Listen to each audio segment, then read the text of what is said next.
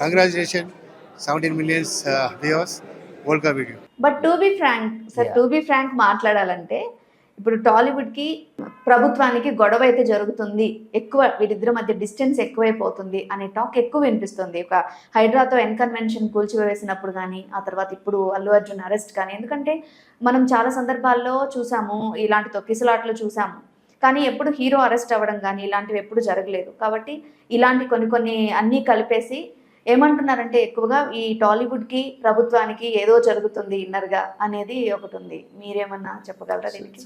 Matter of media speculation అయ్యి ఉండొచ్చమ్మా. ఎందుకంటే because ఒక గవర్నమెంట్ అన్నది ఎప్పుడు ఒక స్మూతనింగ్ కోరుకుంటుంది తప్ప కాన్ఫ్లిక్ట్ కోరుకోదు. ఎస్పెషల్లీ ఎందుకంటే వాళ్ళు ఆల్రెడీ కావాల్సినంత కాన్ఫ్లిక్ట్ ఉంటుంది అపోజిషన్ దీంట్లో. కొత్తగా వాళ్ళు శత్రువులను తయారు చేసుకోవాలనో లేకపోతే అపోనెంట్ వాయిసెస్ని తయారు చేసుకోవాలనో కోరుకోరు. ఏం జరిగినా కానీ ఒక ప్రాసెస్లో భాగంగా నేను చెప్పినట్టు ఈ కొలాటరల్ ఇది జరుగుతూ ఉండొచ్చు. ఆ ప్రాసెస్లో జరిగిన ఒక ఇదే తప్ప పనిగట్టుకొని ఒక ఇండస్ట్రీ మీద ఒక గవర్నమెంట్ రెస్పాన్సిబుల్ పొజిషన్లో ఉండే గవర్నమెంట్ చేయాల్సిన అవసరం ఉండదు. చేసుంటే పని అయితే ఇది వచ్చేది కాదు. మన దిల్ రాజు గారికి అలాంటి ఒక పోస్ట్ ఇచ్చి ఉండేవాళ్ళు కాదు. ఆ గవర్నమెంట్ చాలా అడమెంట్గా ఉంది అన్నది ఏమీ లేదు. ఎందుకంటే గేమ్ చేంజర్కి తర్వాత రేట్స్ ఇచ్చారు, మేము ఇవ్వమని చెప్పిన వాళ్ళు కూడా కన్సిడర్ చేశారు.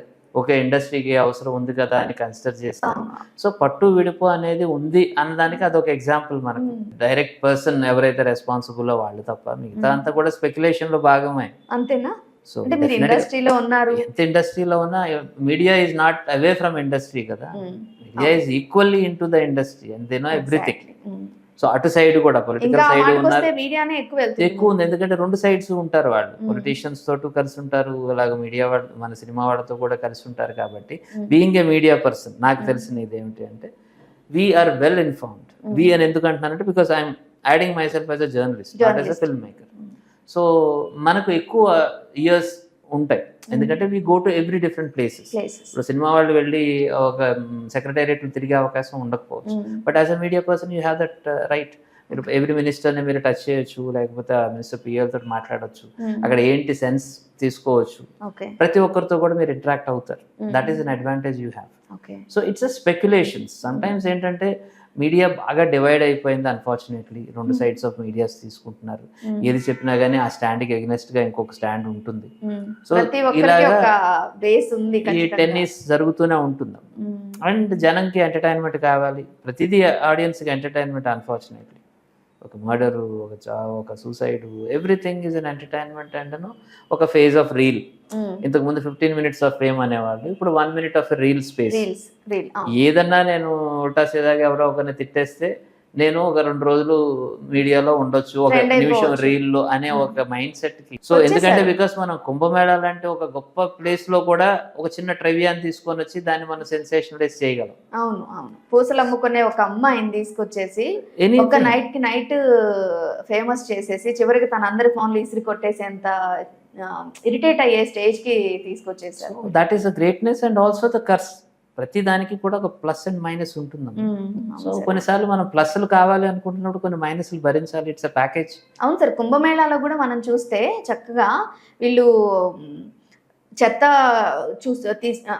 తీసివేసే దగ్గర కానీ, లేకపోతే అందరినీ కోఆర్డినేట్ చేసే దగ్గర కానీ యూత్ చాలా చాలా ఎఫెక్టివ్గా వర్క్ చేసింది అక్కడ. ఓన్లీ గవర్నమెంటే చేసినవి అంటే చాలా తక్కువ సార్. అక్కడ సేవా సంస్థలు చేసినవి కానీ, యూత్ కానీ వాళ్ళు మేము కూడా భాగం ఇక్కడ మనం చేద్దామని ఇన్వాల్వ్ అయ్యి చేసినవి చాలా ఉన్నాయి సార్ నిజం చెప్పాలంటే. వెరీ ట్రూ అమ్మా. Indian civil society is very very strong అమ్మా. లేకపోతే ఈ 140 కోట్ల మంది జనం ఇంత ప్రశాంతంగా ఉన్నారు అంటే ఈ 1% ఆఫ్ ద పోలీసుని నమ్ముకొని అయితే కాదు. వీళ్ళు 99% మంచివాళ్ళు జనాలు, 90% మంచివాళ్ళు. అండ్ అందరూ కూడా హెల్పింగ్ నేచర్ ఉన్నవాళ్ళు, సిచ్యువేషన్ అర్థం చేసుకోగలిగే వాళ్ళు. కాబట్టి ఎంత పెద్ద కెలామిటీ వచ్చినా కోలుకుంటున్నారు. అది సార్. ఏదేమైనా ఈరోజు చాలా విషయాలు మాట్లాడారు మాతో, ఇండస్ట్రీకి సంబంధించినవి అయితేనేమి, సోషల్ టాపిక్స్ అయితేనేమి. ఎందుకంటే మీరు ఎక్కువగా సోషల్ మెసేజెస్ ఇస్తూ ఉండేవాళ్ళు కాబట్టి ఇవన్నీ మాకు చాలా ఇన్ఫర్మేషన్ ఇచ్చారు. Thank you so much sir. Coming డేస్లో మేము కోరుకున్నట్లుగా మీకు ఇంకా ఇంకా మంచి అప్లాజ్ రావాలి.